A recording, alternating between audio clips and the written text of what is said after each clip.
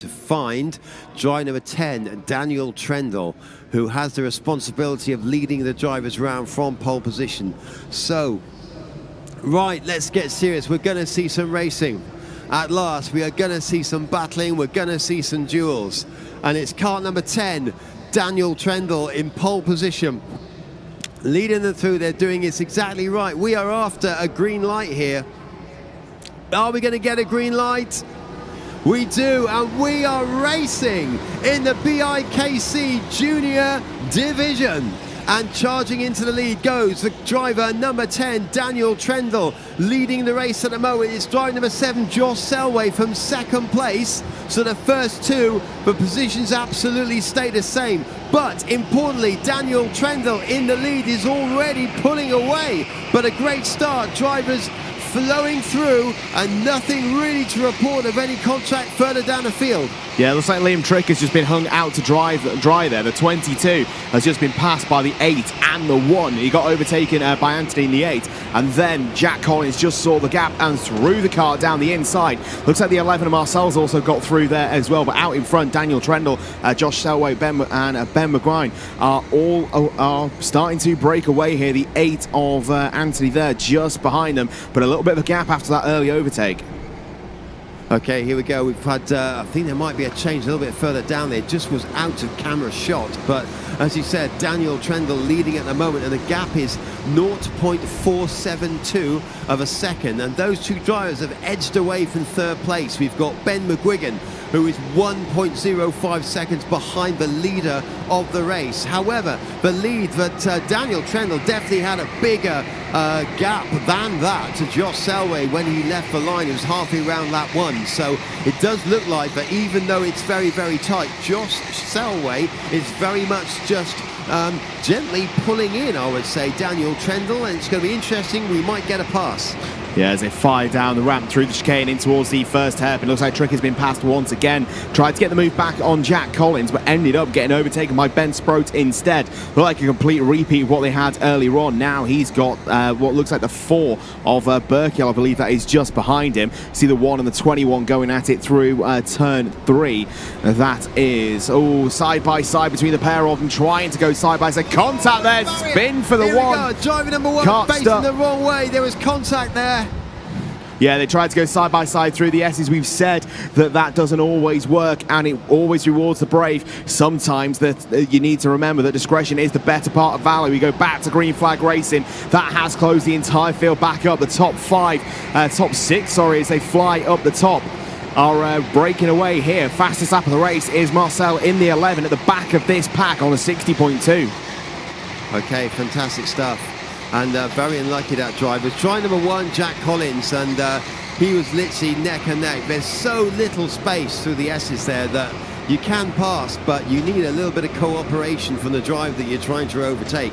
There's no question about that. But lap time at the moment, it was 0.48 seconds. They're going round the hairpins and onto the straight. There's a move. There's a move. Look at that. Car 8, Anthony. Anthony going through. I think they're into third position. We'll have a look as they go through. In fact, no, he was just defending. But no, very good racing. But Daniel's still leading. So as they drop through, it looked like Marcel had just got the move, and now the 8 of Anthony's just got back past as they're up on the flyover once again. The car's bobbling and bouncing around. These drivers are so light. These karts are the lightest we'll see throughout the entirety of this competition. You just see how the bumps are affecting them around this circuit. Remember, nearly just over 30 years old, this place. The circuit in places is extremely rough. It's going to make trying to keep control of the karts as even more difficult for these young drivers. But again, Trendle has a bit of a lead. Looks like it's going to be a little bit more than the 4/10. But Ben McGann.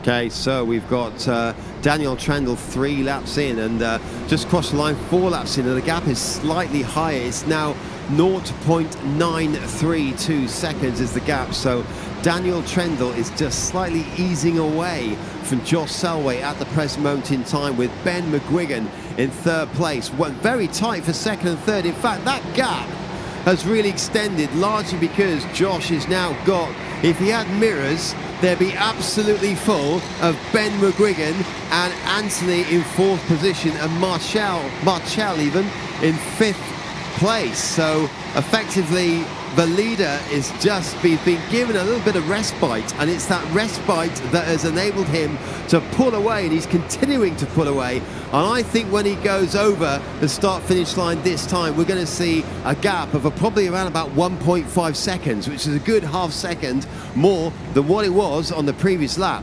Yeah, Selway is defending at the moment. It looks like the 21 of Sproat has a little bit of pressure behind from Burkill in the 4. Tricker, I think, has lost the place and is now in 8th place, having started a little bit further up the order. Burkill absolutely flying here. Fastest lap of the race. He's knocking on the door of a 59. He pulled one in practice, 60.013.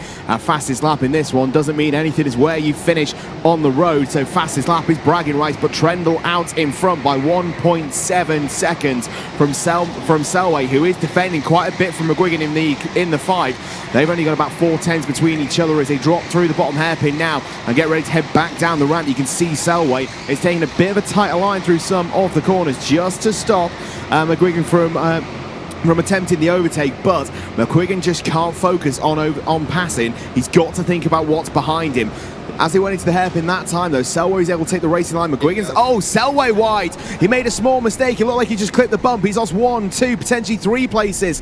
Looks like Marcel tries to go for it once again, side by side through the S's, the 21 and the 11. This time they get through. There was a bit of a nudge from the 11, but Sproat gets the place and moves up into P5 as they head on to what will be the final lap of this opening heat here. Trendle is flying away at the front while everyone is tearing chunks out of each other behind. And Josh Selway just made that mistake, went into the hairpin there, just lost the back end, had a massive amount of oversteer, had to do some serious correction, and then that just allowed Ben McGuigan and Anthony to go through and take those positions, and now he's running in 4th place. But going further down the field, we've got Benjamin Sproat in 5th place, we got Marcel in 6th, we've got Simon in 7th, we've got Liam Tricker in 8th, we've got Harry Stacey in 9th, Josh Doe is in 10th, Jack Hutchinson is 11th, Lee Harrison is in 12th, Jude Bevan is in 13th, George Bundy is in 14th, and Jack Collins is 15th, and a checker flag goes out, and number 10, Daniel Trendle, wins the very first heat. Ben McGuigan back in 2nd position, 2.5 seconds. That is an extremely healthy lead. So Anthony 3rd, Josh Selway lost out, was in 2nd, but still comes home in 4th place and will take home an absolutely hat full of points. We do have a black and white flag. The black and white flag will go out to the driver of car number 11, Marcel, and that will be a black and white, so we'll definitely lose 1 point. Yeah, not the sort of thing you want, but as you said earlier,